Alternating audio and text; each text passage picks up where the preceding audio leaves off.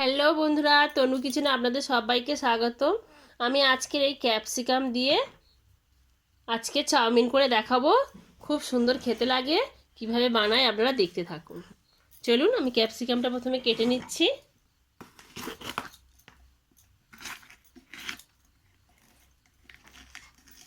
ভিতরে দানাগুলো ফেলে দিয়ে এরকম সরু সরু করে কেটে নিতে হবে। এখানে গরম জল ফুটছে, একটু লবণ দিয়ে দিচ্ছি।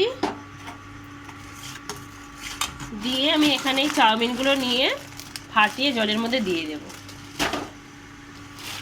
এই গরম জলের মধ্যে চাউমিনগুলো দিলে খুব ভালো হয়, তাহলে চাউমিনগুলো আর জোরোবার ভয় থাকে না। একটুখানি ফুটিয়ে নিয়েই সঙ্গে সঙ্গে নামিয়ে নিতে হবে।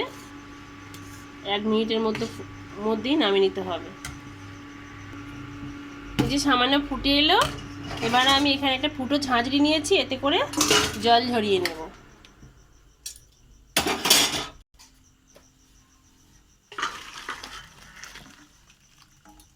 জলটা এরকমভাবে একটু ঝাড়িয়ে নেব। একটু শক্ত থাকতে রেখেছি। এবার একটু ঠান্ডা জল উপর থেকে সামান্য দিয়ে দেব। দিলে আর চাউমিনটা একদমই জড়বে না।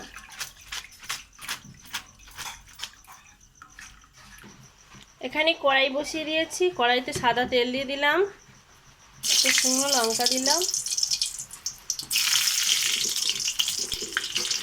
প্রথমে বিম কড়াইগুলো ভেজে নেব।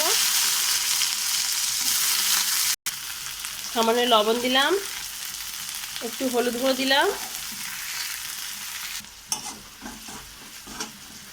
বিম কড়াই করে লাল লাল করে একটু ভেজে নেব।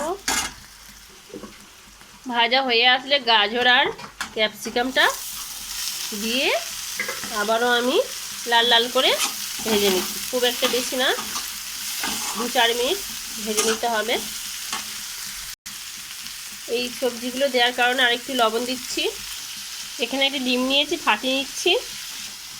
ডিমটা ফাটিয়ে নিয়ে একটু ঘেটে নিচ্ছি। এখানে যে ম্যাগি খাই, সেই ম্যাগির যে মশলা ছিল সেটা একটু দিয়ে দিচ্ছি। এটা অপশনাল, দিতে পারেন নাও দিতে পারেন, ভালো লাগবে।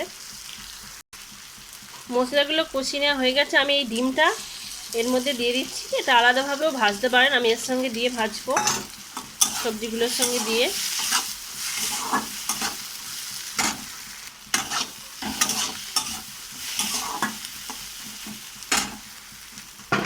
এবার আমি এখানে চাউমিনগুলো ঢেলে দিচ্ছি।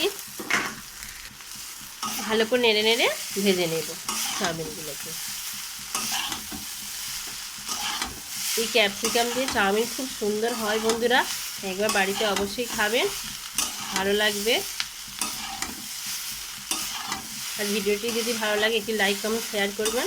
নতুন বন্ধু হলে আমার চ্যানেলে সাবস্ক্রাইব করে রাখা অনুরোধ রইল, নতুন নতুন আরও ভিডিও পাওয়ার জন্য। রেডি হয়ে গেছে, আমি নামিয়ে দেখাচ্ছি। দেখুন বন্ধুরা, কতটা ঝরঝরে আর কতটা সুন্দর হয়েছে। এবার শুধু উপর থেকে একটু করে শুধু সামান্য সস দিয়ে দিলেই একদম চাউমিন রেডি। আজ এই পর্যন্ত, আবার দেখা হবে অন্য কোনো ভিডিওতে। টাটা।